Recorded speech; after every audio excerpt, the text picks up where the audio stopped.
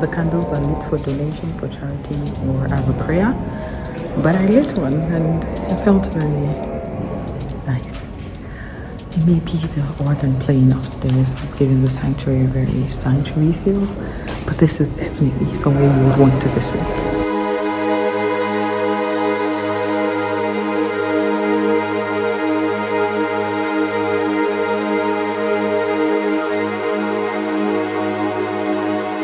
History of Luxembourg, starting from 58 AV,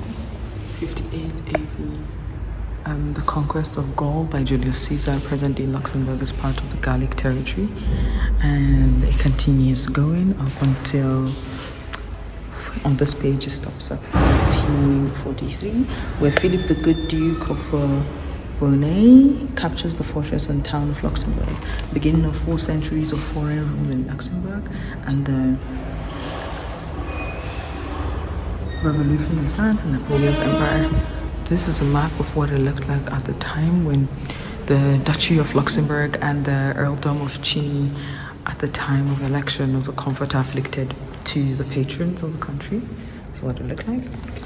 And by 1989, Luxembourg was already celebrating 150 years of independence. Talk about a country with a lot of colorful history, certainly marked by wars and deaths. And if you have seen my Gilda video, then you know what a bit of what that is about. So I think that's about it for the church, and let's head to our next destination. Don't forget to like, subscribe, and turn on post notifications so I come your way again.